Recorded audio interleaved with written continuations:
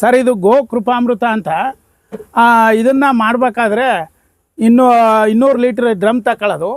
ಇದಕ್ಕೆ ಮುಕ್ಕಾಲು ವಾಸಿ ನೀರು ಹಾಕ್ಬಿಟ್ಟು 2 ಲೀಟ್ರು ನಾಟಿ ಹಸುವಿನ ಮಜ್ಜಿಗೆ ಮತ್ತು 2 kg ಸಾವಯವ ಬೆಲ್ಲ ಹಾಕ್ಬಿಟ್ಟು ಇದಕ್ಕೆ ಮಾಡಿರೋರು ತಾವು ಕಲ್ಚರ್ ತರಬೇಕು. 2 ಲೀಟ್ರ್ ಕಲ್ಚರ್ ತರಬೇಕು. ಕಲ್ಚರ್ ಅಂದರೆ ಅದು ಮಜ್ಜಿಗೆ ನಾವು ಹಾಲಿಗೆ ಮಜ್ಜಿಗೆ ಎಪ್ಪ ಹಾಕ್ತೀವಲ್ಲ ಆ ಥರ ಸ್ವಲ್ಪ ಅದು ಫಸ್ಟು ಅದನ್ನು ಜೀವಾಣುಗಳ ಕಂಡುಹಿಡಿದಿರೋದು. ಕನ್ನೇರಿ ಮಠದ ಸ್ವಾಮಿಗಳು ಇದನ್ನು ಎಲ್ಲ ಜಿಲ್ಲೆ ತಾಲೂಕುಗಳು ಬಂದು ಕೊಡ್ತಾಯಿದ್ರು. ಆಗ ನಾನು ನಮ್ಮ ನಂಜನಗೂಡು ತಾಲೂಕು ಬಂದಾಗ 1 ಲೀಟ್ರ್ ತಂದಿದ್ದು ಇದು. ನಾನು ಸುಮಾರು ರೈತರಿಗೆ ಈಗ ಕೊಟ್ಟಿದ್ದೀನಿ ಇದನ್ನು 2 ಲೀಟ್ರ್ ತಗೊಂಡೋಗಿ ಅವರು ಮಾಡ್ಕೋಬೋದು.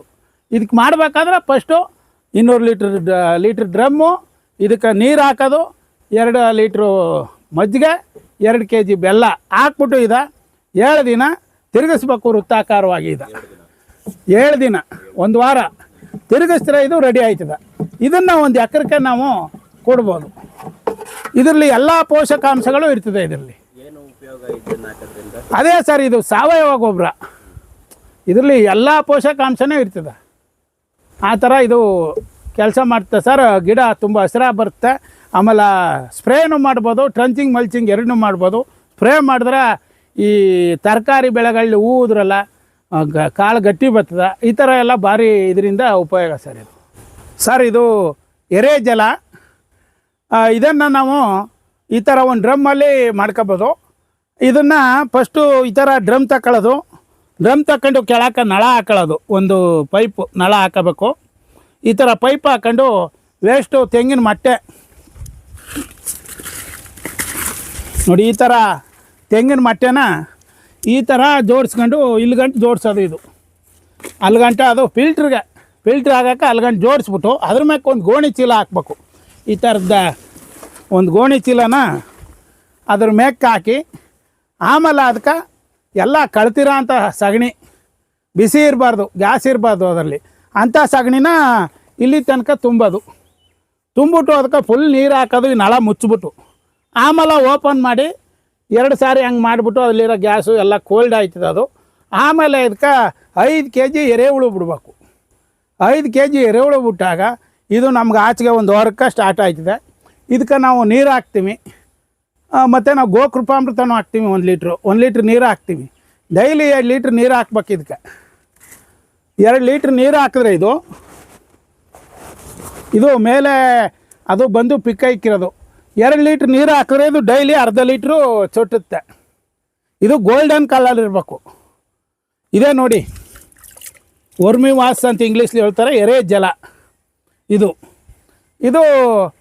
ದಿನ ಅರ್ಧ ಲೀಟ್ರ್ ಇಲ್ಲಿ ಚೊಟ್ಟುತ್ತೆ. ಇದನ್ನು ನಾವು 1 ಲೀಟ್ರ್ ಎರೆಜಲನ 10 ಲೀಟ್ರ್ ನೀರಿಗೆ ಹಾಕೊಂಡು ಸ್ಪ್ರೇ ಮಾಡ್ಬೋದು. ಗಿಡಗಳಿಗೆ ಬುಡಕು ಕೊಡ್ಬೋದು. ಎಲ್ಲ ಲಘು ಪೋಷಕಾಂಶಗಳು ಇದರಲ್ಲಿ ಇರ್ತದೆ. ಬೆಳೆ ತುಂಬ ಚೆನ್ನಾಗಿ ಬರುತ್ತೆ ಇದರಿಂದ. ಇದು ಎರೆಜಲದ ವಿಶೇಷತೆ. ಈ ಒಂದು ಚಾನಲ್ಗೆ ಸಬ್ಸ್ಕ್ರೈಬರ್ ಆಗಿಲ್ಲದೆ ಇದ್ದರೆ ನೀವು ಸಬ್ಸ್ಕ್ರೈಬರ್ ಆಗಿ ಅಂತ ಈ ಮೂಲಕ ಕೇಳ್ಕೊಳ್ತೇನೆ.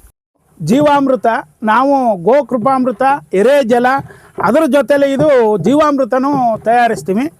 ನೀವು ಎಲ್ಲ ಗೊಬ್ಬರ ನೋಡಿದರೆ ಜೀವಾಮೃತ ಹೆಂಗೆ ಮಾಡಬೇಕು ಏನು ಅಂತ ನಾನು ಈಗ ತಿಳಿಸ್ಕೊಡ್ತೀನಿ. ಇದು ಜೀವಾಮೃತಕ್ಕೆ 200 ಲೀಟ್ರ್ ಡ್ರಮ್ ತಗೋಬೇಕು. ಯಾವ್ದು ತಗೊಂಡ್ರೂ ಆಗುತ್ತೆ. ಇದೊಂದು ಡ್ರಮ್ಮು, ಪ್ಲಾಸ್ಟಿಕ್ ಡ್ರಮ್ ಇರಬೇಕು.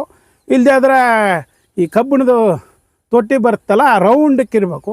ಆ ಥರದ್ದು ತಗೊಂಡು ಇದಕ್ಕೆ 5 ಲೀಟ್ರು ನಾಟಿ ಹಸುವಿನ ಗಂಜಲ, 10 kg ಸಗಣಿ, 2 kg ಬೆಲ್ಲ, 2 kg ಧಾನ್ಯದ ಹಿಟ್ಟು, ನಮ್ಮ ಜಮೀನಲ್ಲಿರತಕ್ಕಂಥ ಒಂದು ಮಣ್ಣು, 1 ಬಾಕ್ಸೆ ಹಾಕ್ಬಿಟ್ಟು ಇದನ್ನು 7 ದಿನ ವೃತ್ತಾಕಾರವಾಗಿ ತಿರುಗಿಸ್ಬೇಕು ಬೆಳಗ್ಗೆ ಸಾಯಂಕಾಲ. ಇದು ರೆಡಿ ಆಯ್ತದೆ.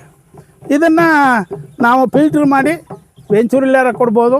ಇಲ್ಲದೆ ನಾವು ಹಂಗೆ ಸ್ಪ್ರೇ ಮಾಡ್ಬೋದು, ಬುಡಕ್ಕೂ ಹಾಕ್ಬೋದು. ಇದು ತುಂಬ ಎಲ್ಲ ಲಘು ಪೋಷಕಾಂಶಗಳು ಇರ್ತದೆ ಇದರಲ್ಲಿ. ಅಂದರೆ ಒದಿಕೆ ಇರಬೇಕು ನಮ್ಮ ಜಮೀನಿಗೆ, ಹಾಗಾದರೆ ಇದು ತುಂಬ ಕೆಲಸ ಮಾಡ್ತದೆ. ಒದಿಕೆ ಅಂದರೆ ಒಣ ತ್ಯಾಜ್ಯನಾರು ಭೂಮಿಗೆ ಹಾಕಿರ್ಬೇಕು, ಇಲ್ಲದ್ರೆ ಹಸಿರು ತ್ಯಾಜ್ಯನಾರು ಇರಬೇಕು. ಹಂಗಿದ್ದಾಗ ಮಾತ್ರ ಇದು ಒಳ್ಳೆ ಕೆಲಸ ಮಾಡೋದು. ಭೂಮಿಲಿ ಒಣಗೋದ್ರೆ ಅಂಥ ರಿಸಲ್ಟ್ ಬರೋಲ್ಲ ಇದರಿಂದ. ಸ್ಪ್ರೇ ಮಾಡ್ಬೋದು ಮತ್ತು ಕೊಡ್ಬೋದು. ಇದು 200 ಲೀಟ್ರ್ ಇದನ್ನು 1 ಎಕರೆಗೆ ಸಾಕಿದ್ದು. ಇನ್ನು ನೀವು ಎಷ್ಟು ಎಕರೆ ಇದೆ ಅದ್ರ ಥರ ನೀವು ಮಾಡ್ಕೊಂಡು ಇದು ಕೊಡ್ಬೋದು. ಇದು ತುಂಬ ಚೆನ್ನಾಗಿ ಬೆಳೆ ಬರ್ತಿದೆ.